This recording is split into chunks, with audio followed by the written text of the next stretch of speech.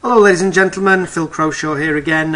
Just thought I'd just spend a few minutes today just talking to you about making sure that you're ready to get involved in social media. Social media obviously is being quoted all over the place at the moment, and there's good reason for that, mainly because it is changing the way that we all interact around the world, and more importantly it's changing business, which of course is a critical part of that process. Now, social media does hold pretty tremendous opportunities for both business to business and business to consumer companies, as well as actually individuals wanting to work from home. Particularly those people that are looking to drive new business and increase revenues and find new leads. But first you do need to develop a pretty solid foundation and an understanding of what makes the world of social media tick. So basically I've just put together this brief list for you, which just starts to get you thinking about whether you're ready. So it's a social media checklist, and what my advice would be is don't just jump into it just because everyone else is doing it. Check out this checklist, and which is designed to really help you determine if you or your organisation is actually ready. And if so, how to maybe make your efforts a bit more successful. So first of all, first thing I'd like to think about is, my company has clear set goals for social media, because, or does your company in effect has clear set goals for social media? Because my experience of that is it's quite rare that they're not. These goals need to be as specific as you can. E.g., for example, it could be increasing lead conversion rates, it could be about increasing the number of qualified leads, it could be about building awareness of your brand, and perhaps measured by online traffic, or even decrease the time needed to resolve customer service issues.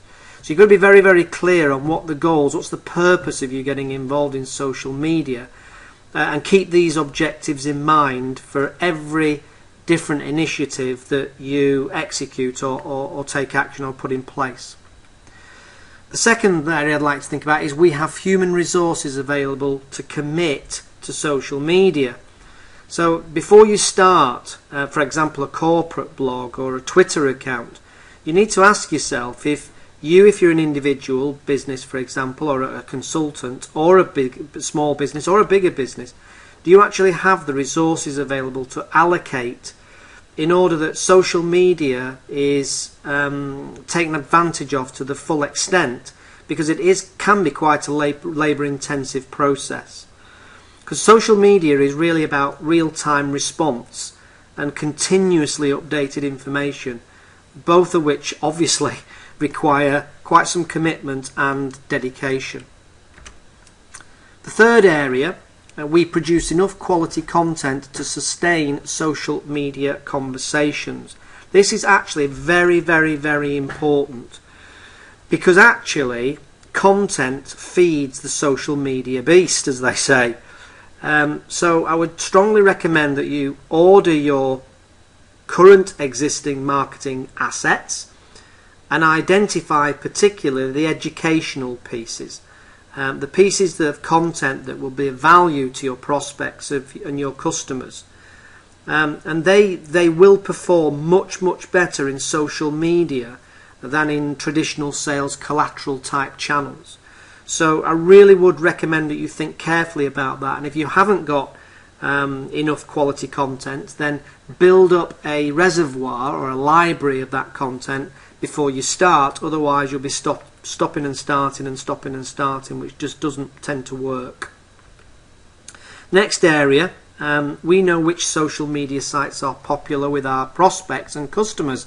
You'll be amazed at how many people don't know the answer to this, and you need to find out, because there's absolutely no point at all in spending lots of time engaging with Facebook if the majority of your customers and prospects tend to be active, or most active, on LinkedIn, for example.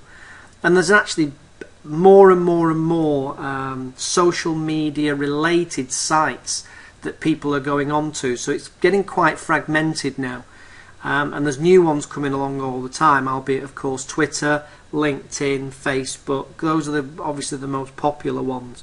So just try and find out. One way you can find out is using something called SurveyMonkey, which is an online tool which is free to use, which allows you to survey your customers and prospects via email. And I would recommend definitely that you spend a bit of time doing that, because then you can find out the best time, the best places to spend your social media minutes and activities. Our company website is prepared for social media attention.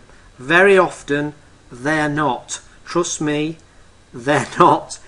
So before you set up multiple social media profiles and pages, make sure your own website is good enough and in good enough shape, I guess, to handle the attention. In other words, you can be proud of the way it looks and the way it works.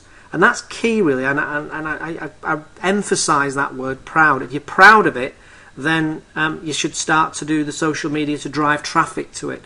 If you're not proud of it, or you have a certain discomfort when somebody says, can I look at your website, then don't go start doing social media, because you'll just be sending interested people to something that won't convert them, because it's just simply not high enough quality, or just not good enough to convert them.